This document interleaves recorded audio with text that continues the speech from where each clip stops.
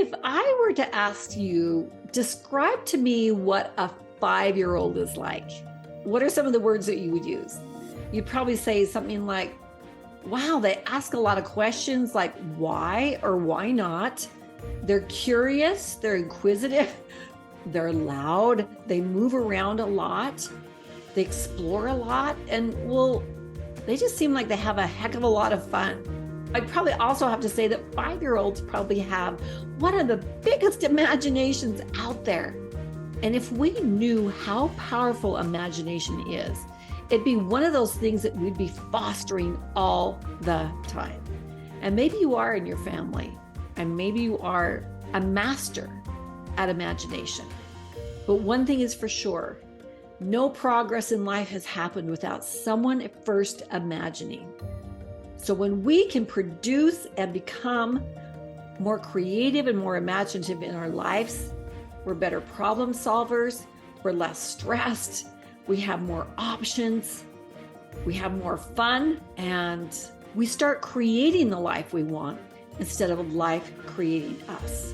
I'm Roseanne Marsh, and I'm the founder of No Brainers, an organization that focuses on the empowerment and transformation of teens and adults. And one of the ways that we do that is through our new curriculum called Level Up, Empowering Possibilities. And it's a journey that takes you from ownership to empowerment tools to awakening the creator within you. And imagination is probably one of the most powerful tools and skills that you can have. So today we're going to talk about some ideas how we can awaken imagination and bring out that 5-year-old in you. Are you ready to play? Okay. Years ago, the Times Magazine ran some studies on elementary through high school students. And they started out with a little test, and they placed a black spot in the middle of a paper. And they showed it to all the different age groups. And they started with the first graders, and they said, what do you see on this paper? And you know what they said? First graders said, it's little ants curled up in a ball, or it's the top of a light pole, or it's the eye of a polar bear. And when they interviewed high schoolers, do you know what they saw? They saw a dot. And when they interviewed the first graders, they voted themselves more popular than even their teacher would say. And they said they could be anything. They could be president of the United States. They could be a rock star. They could be the owner of a huge factory that made fashion clothes. They could be a professional athlete. And then by 5th grade, when they interviewed the 5th graders, they could tell you what they weren't good at, what their limitations were.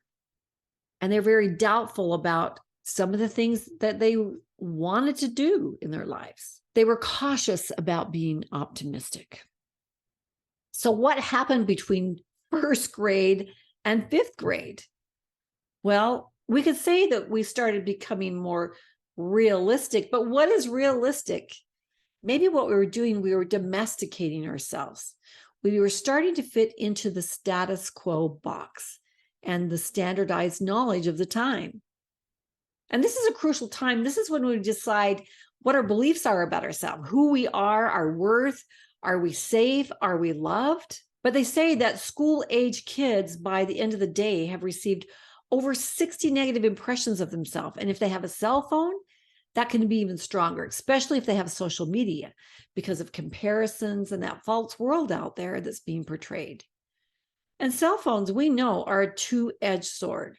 We have so much stimulus coming in at us that we don't even need to have an imagination because we're being spoon-fed the information of how our life should look, and we're being bombarded with what we should believe. Now, electronics can pull us down into those rabbit holes.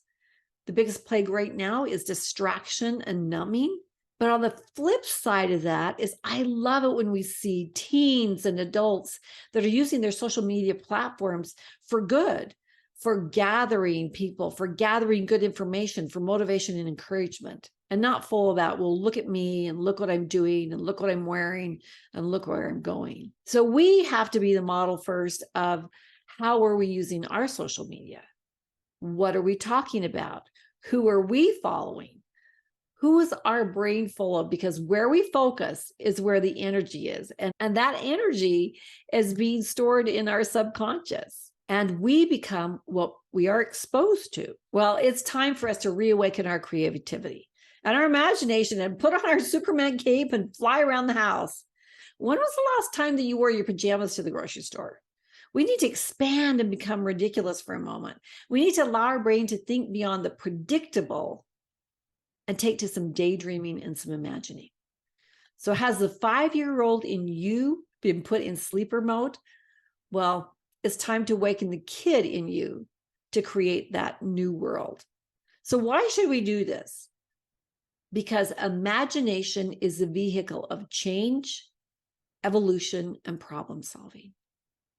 Albert Einstein said, logic will get you from A to B, but imagination will get you everywhere. There's so many skills that I desire teens to have and us as parents and mentors and leaders. But imagination is one of those critical skills that we have got to have in an ever-changing world. As life changes and doors seem to close, one with imagination sees options, opportunities, pivots, and uses curiosity to view things from a million different angles. And they can handle setbacks with greater ease. Someone with imagination, their stress level is less, and the world is this oyster as impossible becomes possible. So if I were to ask you, who's the most imaginative person that you can think of?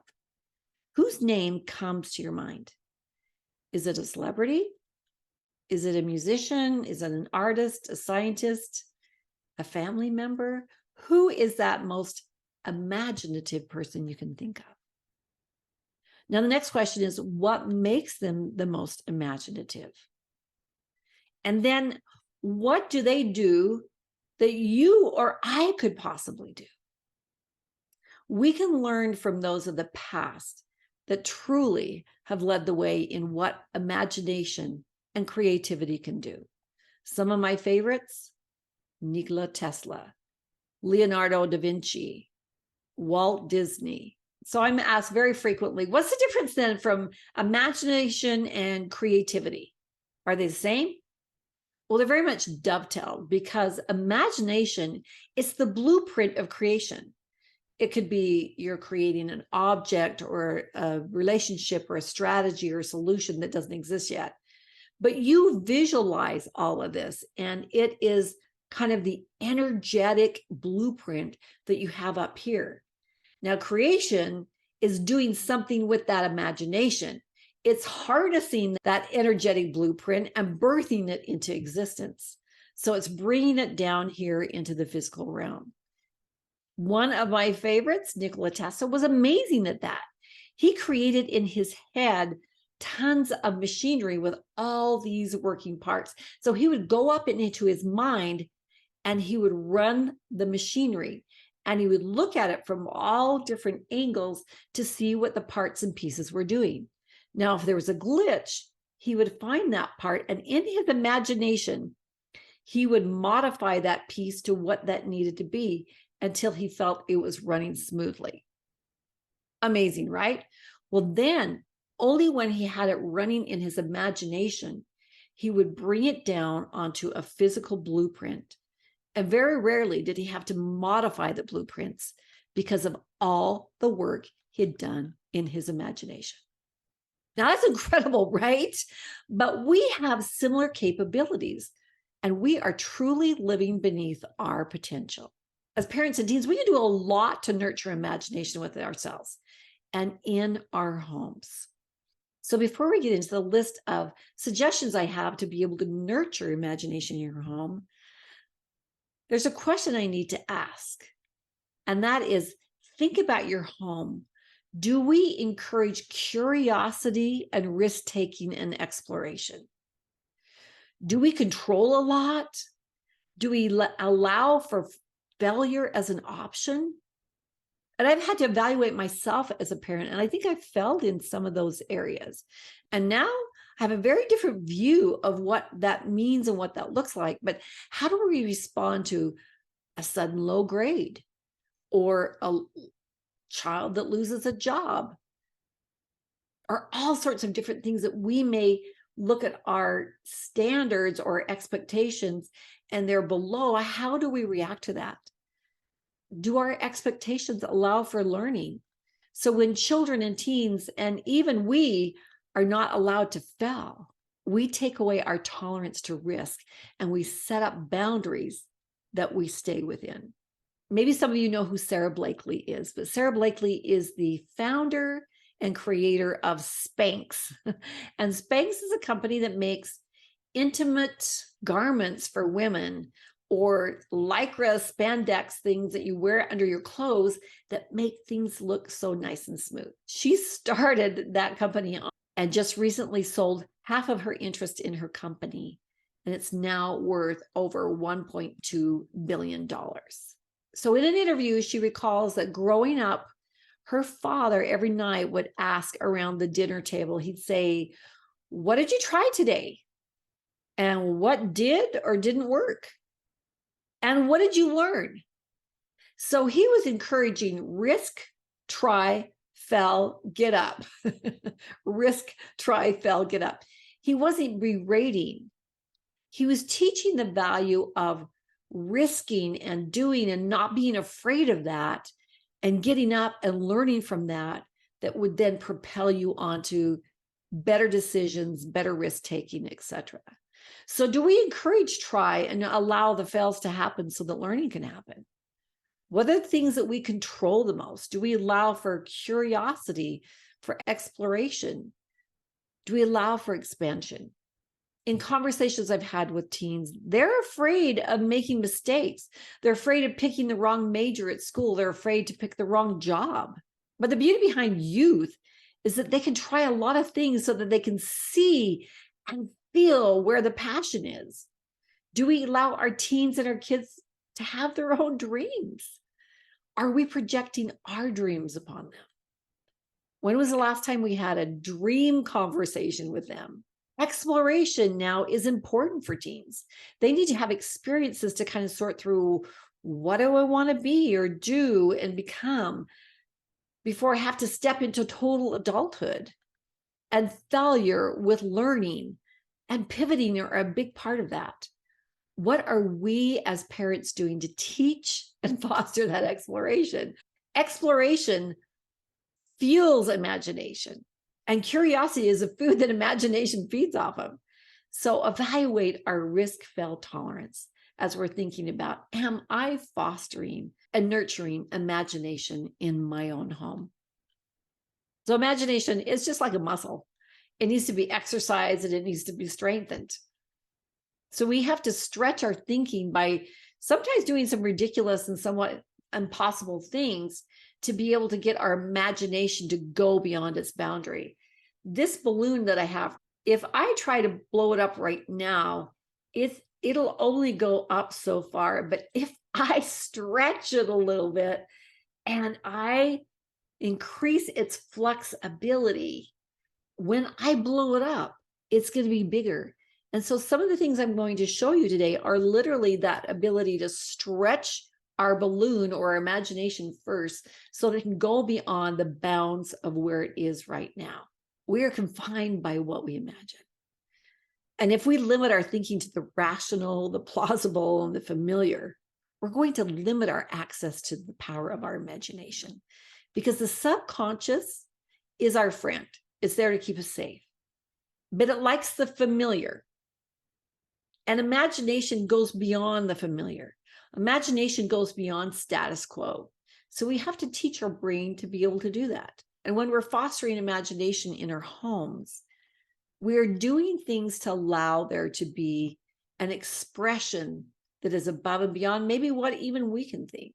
So here are 10 things that can help foster imagination, things that you can encourage in your home or continue encouraging, as you may be using some of these already. Number one, reading fosters imagination. As we read, we have a description from the author and we step into the world that they have created with words. But the visual of that world is one that we bring to life in our mind.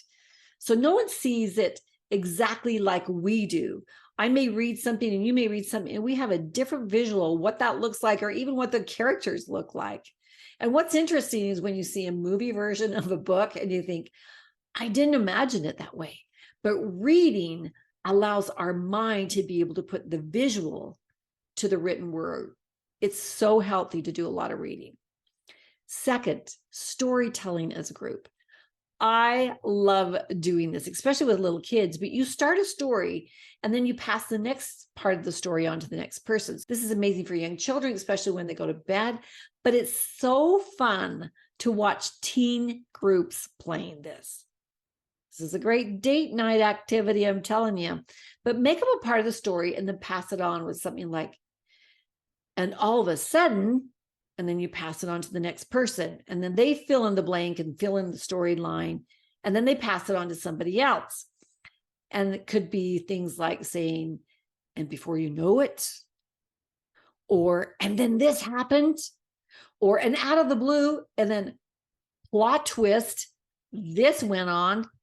So teens playing with teens, they really play off each other, their creativity. And when the rules are that it's outlandish or far-fetched or a complicated plot, all are learning because they're being stretched and allowing their brains to be open to ideas that don't stay in the box. And nobody's there to be able to determine whether it's right or wrong. It's just about expansion and far-fetched.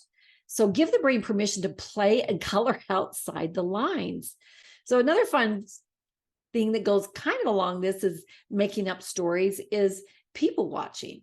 I love it when I'm traveling with someone in the airport and we see people pass by and we make up where they're going and what they're doing, and maybe they're a spy or whatever, or a car that stops by you at a stoplight and you glance over and see who's in it. And then in the car, you make up this kind but elaborate story about where they're going.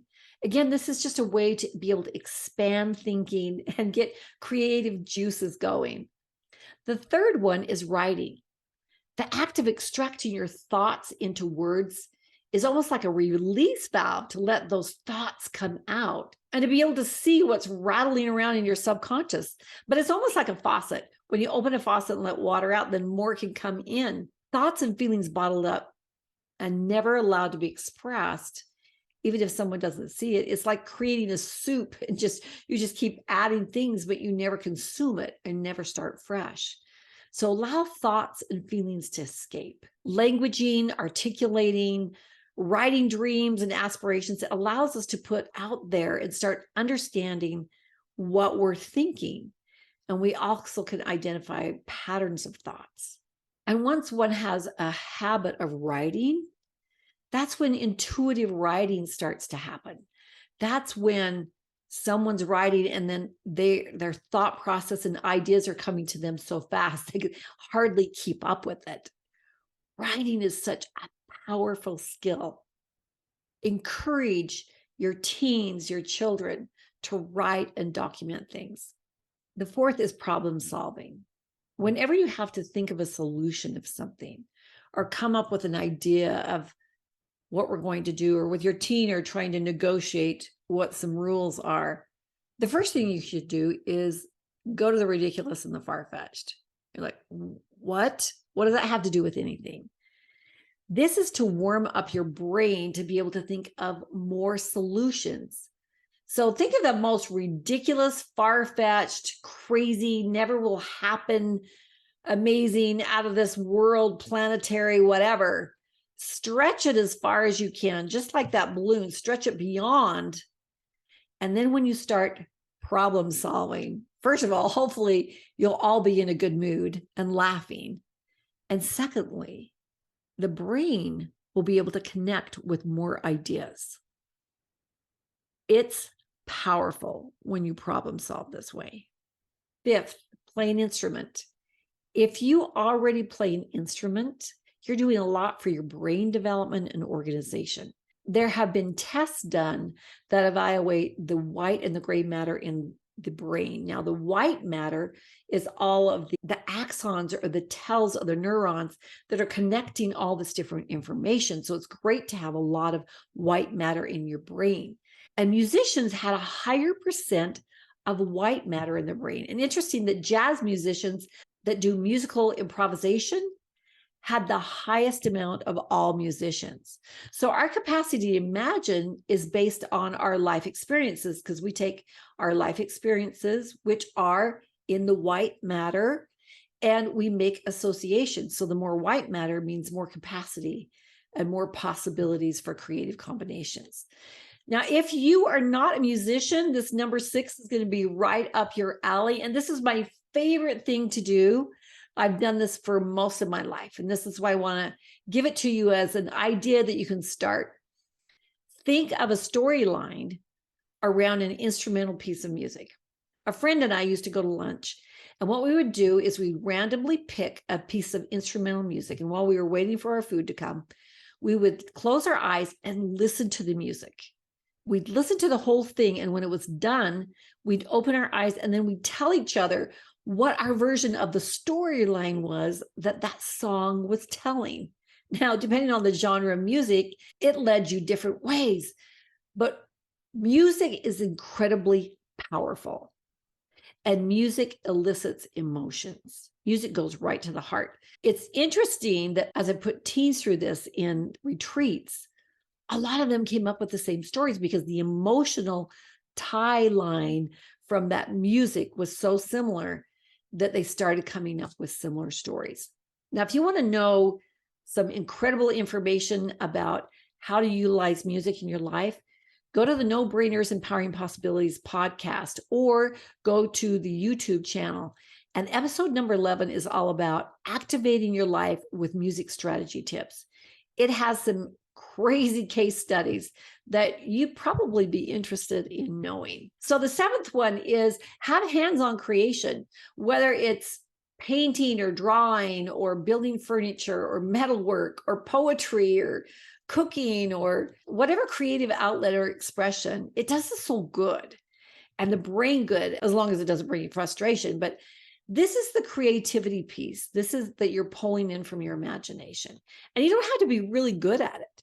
Just as long as you get your hands on something and you're moving things, even having a piece of clay in your hand is so therapeutic. And there's one piece of art that we can all participate in. In fact, none of us will do it wrong. And it creates the ability to concentrate while expressing a lot from the subconscious. And that's doodling. Do you ever allow yourself to make whatever shapes or lines? And it's a stress relief, and it's actually helps us focus. They had a study where they had 2 groups and they had to listen to a really boring message on a phone, right? Half the group they gave paper and pencil to and had it there for them. And the others, they just had them listen to this 2-minute message. Well, they didn't know that they were going to have to regurgitate back what the message was. But those that had the paper and pencil and were doodling recalled 1/3 more than those who had just listened to the boring message. That's incredible. So next time you need to know some information, doodle in class. It helps fill in the gaps when you go back and look at your notes. Pretty cool. Number 8 is take a creative field trip. If you want to stretch your imagination, take a field trip to places where people create. That could be an art museum. It could be a quilt store. It could be a decal printing place, a metalworking place. It could be wherever people are creating. Go and visit and hang out in the energy of creation and let that rub off on you. Teens, that could be a great group activity. Pick a new place to learn from. Drink in that creative imagination of their craft. One of my imagination heroes is Walt Disney. When I've had a chance to go to Disney World, I bask in the imagination that brought that to life and the sensory experiences that they literally takes you to different worlds, right? A couple of years ago, I literally had the impression to take my boys to the Animal Kingdom, to the Avatar ride that was just being open. And after many breakdowns, just as we had waited in line for hours to get there, we finally had a chance to ride on this ride. Now, if you haven't seen the movie Avatar, you probably won't understand, but they had the banshees with the big wingspan, and you literally sit on something that looks like a motorcycle.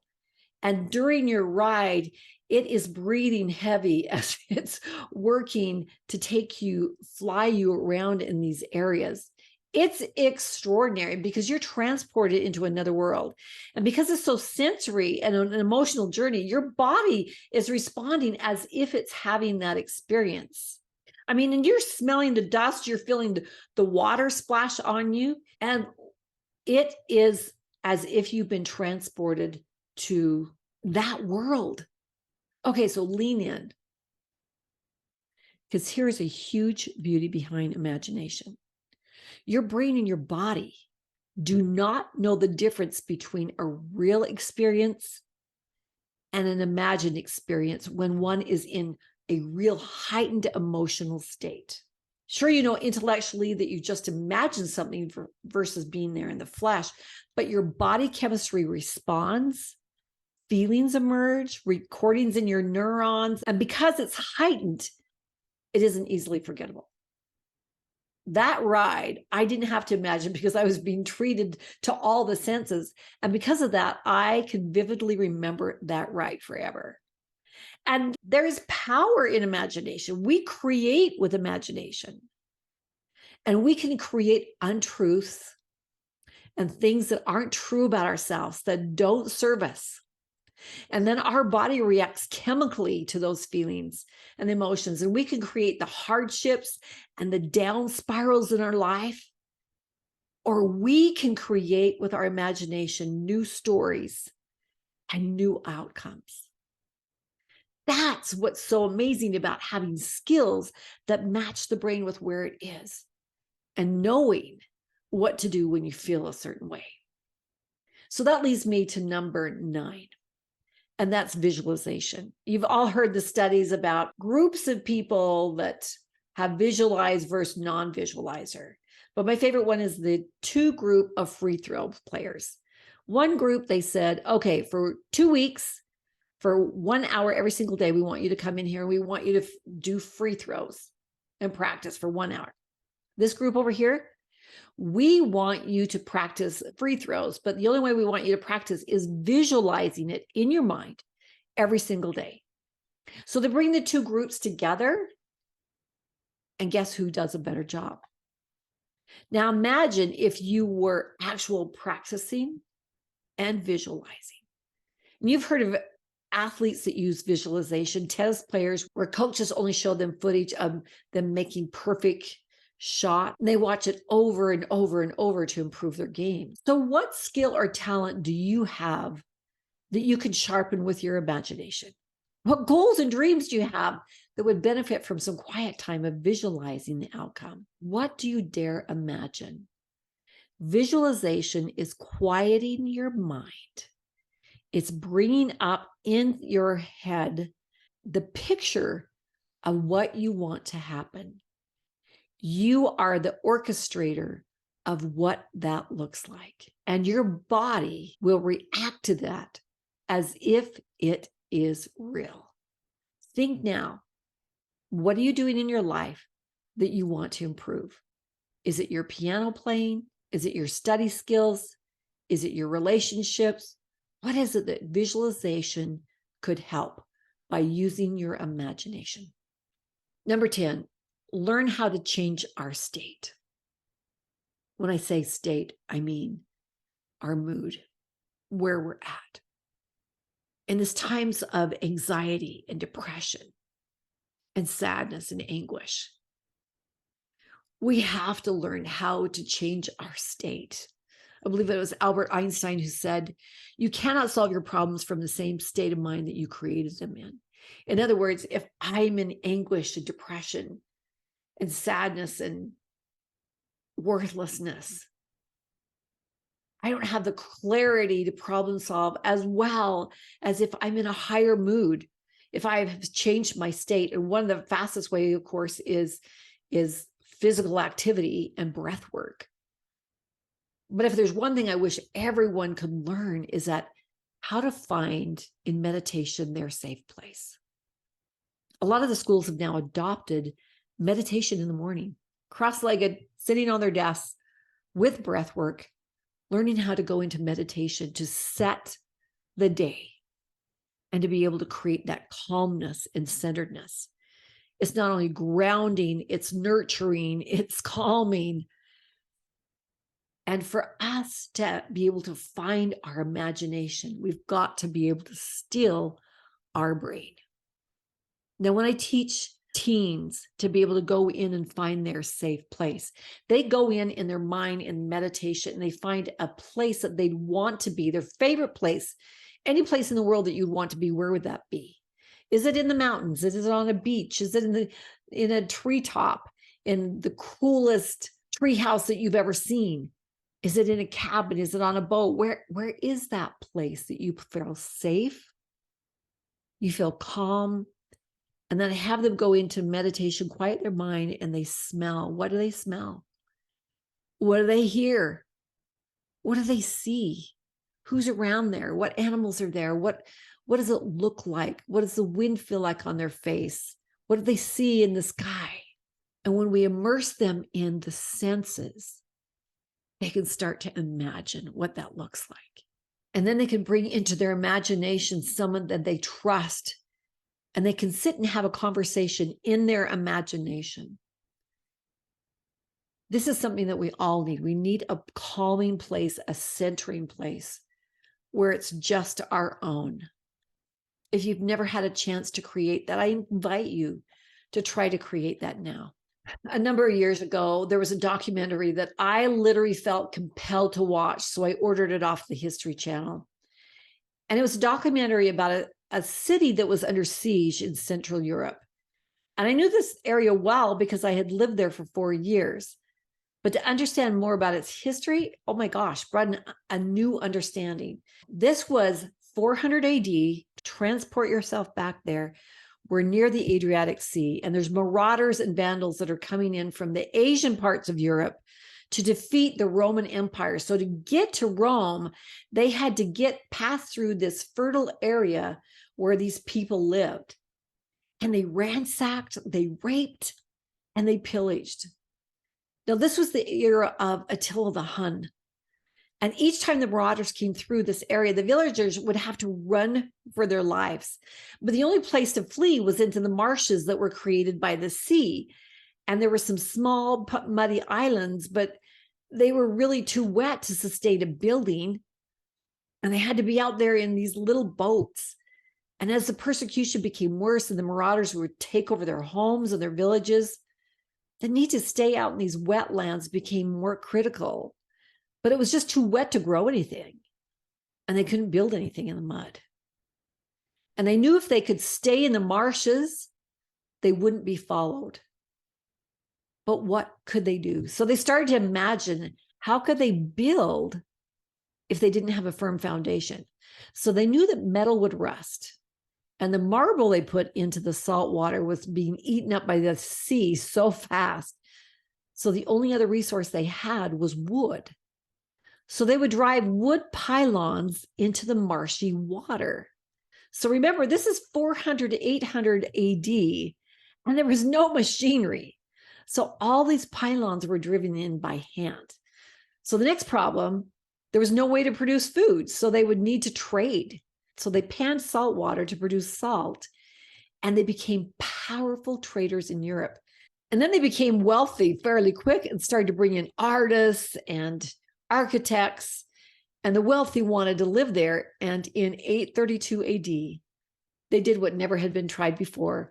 They built a basilica by hand, driving in over 1 million pylons by hand.